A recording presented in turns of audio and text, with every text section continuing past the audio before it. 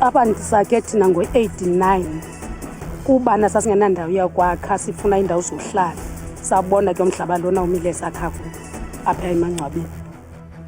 Abahlali base-Duncan Village eMonti bakhe amatyotyombe abo emangcwabeni. Abahlali bakhalazela umasipala iBuffalo City ngokusilela ukubanika umhlaba. How can they arrest me for implementing the High Court order? How can they arrest me? Exactly.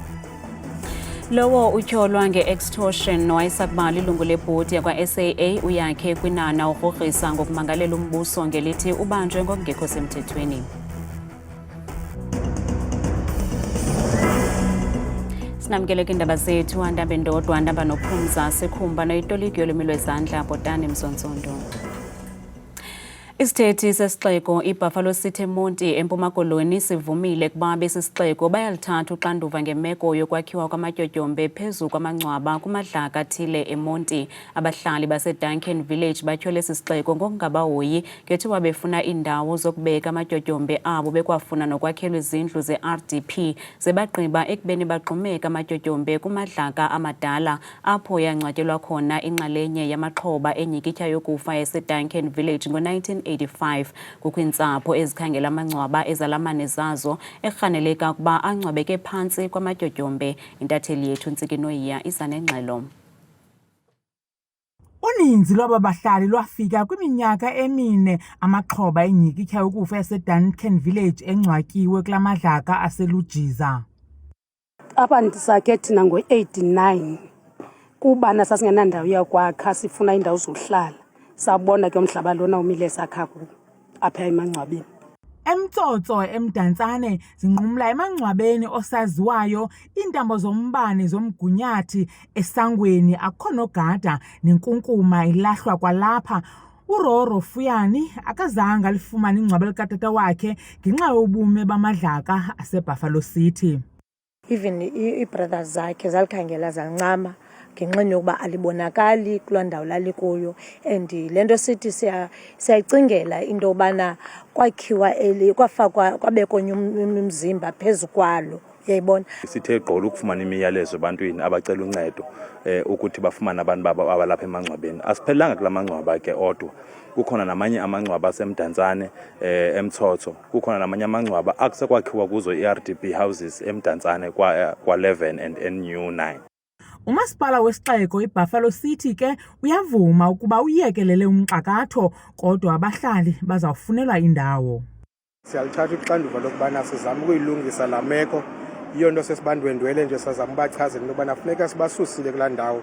Sithetha nje sikhangela imihlaba esinobasusa kuyo, kodwa kwakhona safuna ubahluza kwenzela basiyazi into yobana ingaba babonke nabayakwazi ungena la kwezi ndawo sabasa kuzo.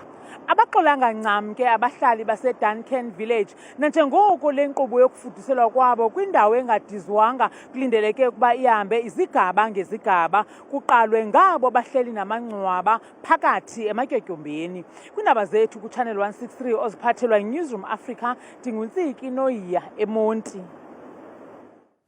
Abahlali baseDipaliseng kwiphondo laseMpumalanga bavuke bangena esitalatweni namhlanje bekhalazela ukuhamba ngonyawo lonwabu kweenkonzo ezingundoqo eluntwini. Abahlali nebebevutha ngumsindo banikezele ngoxwebhu lwabo lwezikhalazo kumasipala kwaye bathi sele kuyiminyaka izikhalazo zabo zingathathelwa ngqalelo. Abahlali bathi mawuvalwe lo masipala kuba awuzisi inkonzo eluntwini kwaye bajongene nengxaki enkulu yamanzi amdaka. Njalo masicela sifuna usizo kumakhansela siwathole, kepha namhlanje avelile umeya akekho. Into sicela lo masipala avalwe.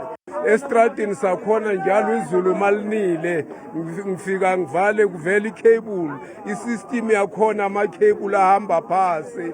Abantu abethu mabafa lana umasipala uzobangcwaba yini? Umasipala kufanele ukuthi isilalele singama-undertakers. Sibacelile ukuthi is about 4 years sikhuluma into eyi-1 indaba yasentorwane yamathula asentorwane. Ungcwaba umuntu manje la ubuyobeka ifamily uthola lo muntu aphumile amanzi amkhuphulile. Sikhathele ukuwasha izidumbu ngamanzi angcolile. Ukanti umasipala uthembise ngelithi bazokuzilungisa izikhalazo zabahlali. As a municipality, I think we are in position to overcome those challenges or concerns that were raised, because some of them we already started in trying to address those issues that are affecting our community. Lo masipala kulindeleke ukuba unike impendulo usekela mphathiswa wesebe lezamanzi nogutyulo ngokuphathelene nengxaki yamanzi amdaka. Mongameli Cyril Ramaphosa uthi ingxaki yamanzi kweli ifuna isisombululo esingxamisekileyo. Umongameli ubethetha kwingqungquthela kazwelonke yamanzi nogutyulo namhlanje i-National Water and Sanitation indaba eMidrand eRhawutini, apho inkokeli zaseburhulumenteni neengcali zibuthelene khona ukufumana isisombululo kwingxaki yamanzi nethwaxa ngamandla eli lizwe. Zizigidi ezintathu zabemi beli abangafumani manzi alungele ukuselwa, ngelixa abaqikelelwa kwi-40 million bengenalo ugutyulo olusemgangathweni. Umphathiswa wamanzi nogutyulo utyhole ukungakhathalelwa kweziseko zamanzi ngomasipala kwanokuvuza kwawo okubangela ingxaki yamanzi ethwaxa eli. We send grants to municipality, Deputy President of SALGA, but that money is returned back to National Treasury. It is not even returned back to us. It goes to National Treasury. The next thing, people don't have water. We're not here to blame you, municipalities, but the fact is the bulk stops with you. Ngelixa umongameli Cyril Ramaphosa ongeze ngelithi izenzo zolwaphulomthetho zingunobangela ukushokoxeka kwamanzi kweli lizwe. Suddenly there are all these very important business people who drive around in fancy cars, but who have water trucking businesses, when water should be transported through pipes. No, what they do, they get their henchmen to go and cut the water lines and then make sure that there's failure by the local authority to deliver water, leading to the alternative of relying on them to transport water because they make money. Xeshikweni kubonakala kukho umsantsa ovulekileyo kwintlawulo yabathengi komasipala, kananjalo nabo omasipala benamatyala kwiibhodi zamanzi, kambe ezinye zezo bhodi ziphantsi kophando lorhwaphilizo nobuqhophololo. Municipalities are owed huge sums of money by government department, businesses, and ordinary citizens. A number of water boards have been or are the subject of probes by the Special Investigating Unit or the SIU for corruption and fraud. Ukanti ngomso xa kuqukunjelwa lenkomfa kulindeleke ukuba iingcali zithi thaxa izigqibo zokuyincothula nengcambu lengxaki. Uxa womtyholwa nowajika wabalingqina lenkundla uRauhang Ntayi uphekwe sophulwa ngemibuzo ngokuphathelene nemali ekuthiwa yasetyenziswa ukufumbathisa umastishi wesikhululo samapolisa nowaye wabulawa emva kokungavumi ukuba liyekwe ukuphandwa ityala lokubulawa kukaGift Mokate. Umakazi kaMokate uMathabo Motsilwa utyholwa ngokuyalela ukubulawa kwakhe ngenxa yebango le-insurance neli-1.2 million zeerandi, kwaye waqala ukuthandana nepolisa elaliphanda eli tyala ngelinge ukuba elityala lingahambe lindawo. Kukholeleka ukuba inkumanda yamapolisa uLekone Mohajane ukubulawa kwakhe kwakuqulunqiwe kuba wayengafuni ukucima ityala lokubulawa kukaGift Mokate. Ukanti inkundla namhlanje ive ukuba le nkumanda yamapolisa yaqala yanyotywa ngebhotile yerhanqa ze kwalandela imali engange-80,000 rand.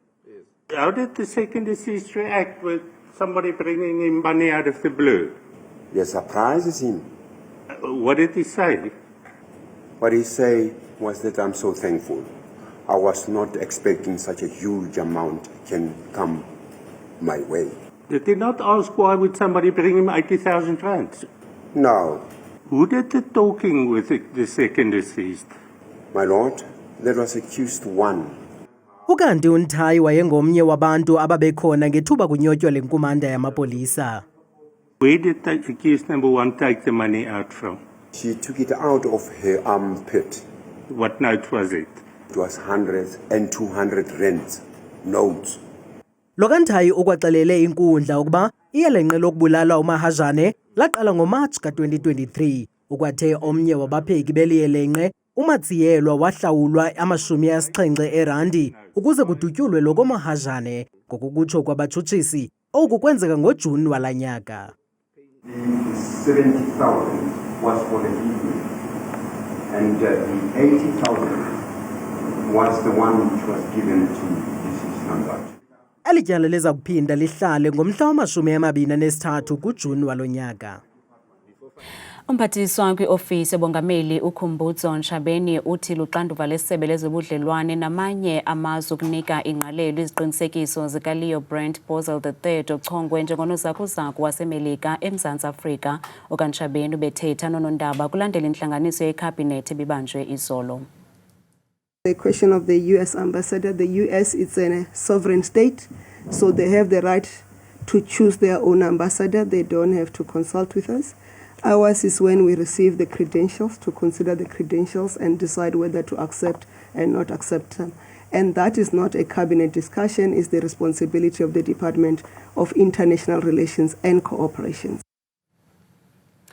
Kwenzeke umpotamo enkundleni namhlanje ngethuba elinye lamanqina lifune ukuthetha ngaphandle kwemvume kwinkundla kaMantye Monti nalapho lityhole owayesakuba lilungu lebhodi kwa-SAA uyakhe Kwinana ngezigrogriso. Oku kwenzeke ngethuba kuchotshelwe isicelo sebeyili sikaKwinana kule nkundla.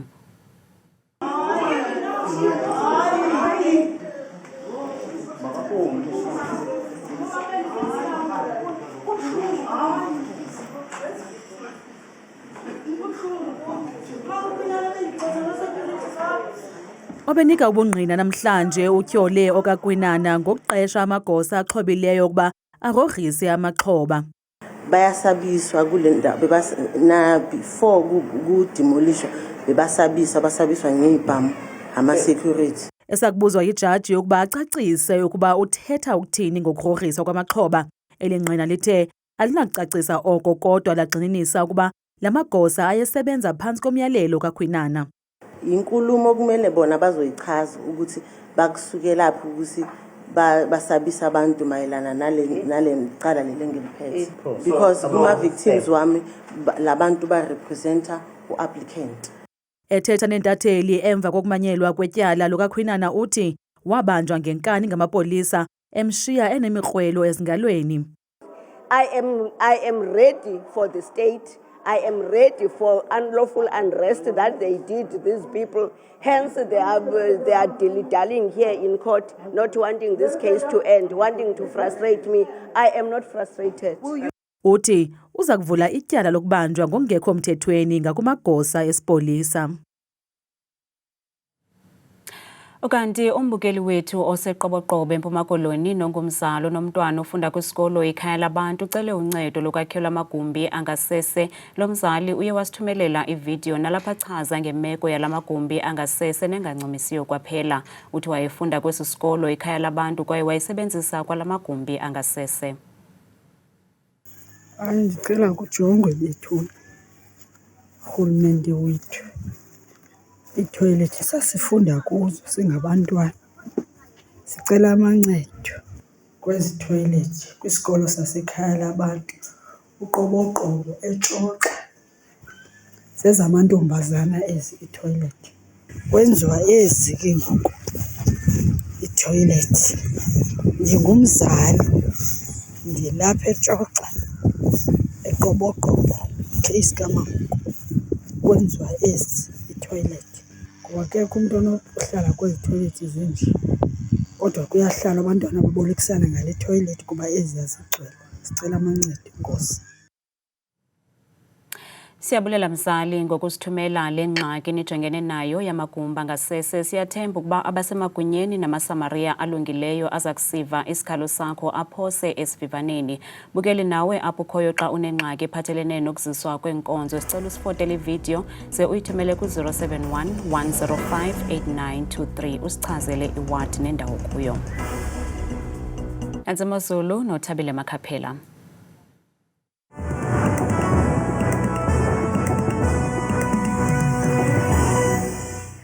kufuneka bamqwathi noNcuthu kwideska yenu yendaba. Ndiyabulisa nawe bukeli wam ekhaya, ndikwamkele bethune eqongeni lam lemozulu. Mna ke igama lam ndinguThabile Makhaphala, inzwakazi yabaThembu. Mvanje nantsi imozulu leyo ke siye sivule kaloku apha ekhaya ngokuphawula ngawo lo mfanekiso wethu wokuqala ogangatha ngamandla kaloku kwiziganeko zamvanje nje kuMzantsi Afrika kuphela. Lokhu imeko phaya ngamamandundu kakhulu ngenxa ke yokuxhaphaka kakhulu kweziganeko zemvula neendudumo ngamandla futhi kumbindi njengaphaya koDiara kwasekuseni futhi bevuswa 14 baqhubeka mbukela ekhaya beluqongqotha beluvala usuku lwabo futhi ko-28 degrees. Wona ke amaqondo wakho phansi naphezulu lokuqala nqa iphondo liphi ke lona lipha kaloku eMpuma Koloni njengapha kumantla olaphondo futhi ko-Alvani phaya eJamestown eKoma nako-Burgersdorp ekuseni futhi bevuswa kaloku ngula-12 napha kwimpuma ke eMthatha kusanetha mpela ekuseni nge-13 kuncembe nam ngokubanzi phaya ephondweni laseFree ngamandla ke kumbindi olaphondo futhi koVelcom kwasekuseni futhi zazomvula kaloku zikhathwa futhi izindudumo mpela nje yonke intsasa ku-17 degrees nje yonke laa mini yabo. Wona ke amaqondo wakho phansi naphezulu phaya ephondweni lasentshona koloni ngamandla futhi elinqomeni koVredendal qabaqaba ngamafumpela futhi ngo-14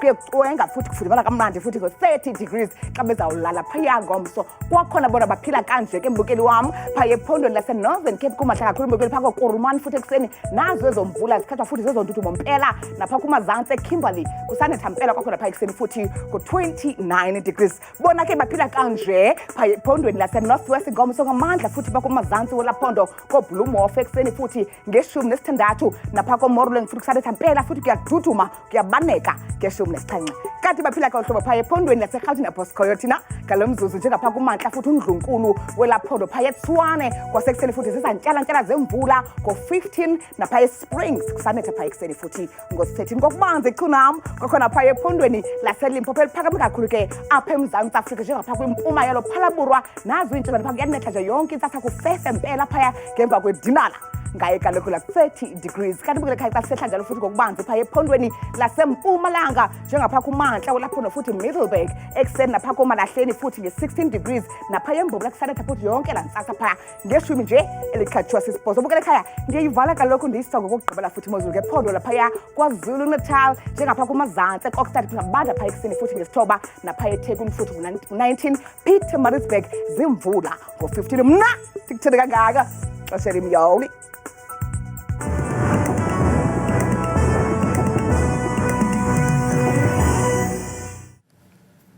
Mbukeli ungawafumana la manqaku namanye kwiqonga lethu le-YouTube nelithi Iindaba Zethu 163 ngomso oxa bethu baza kumphathela izindaba ngolwimi lwesiZulu kamnandi mawethu.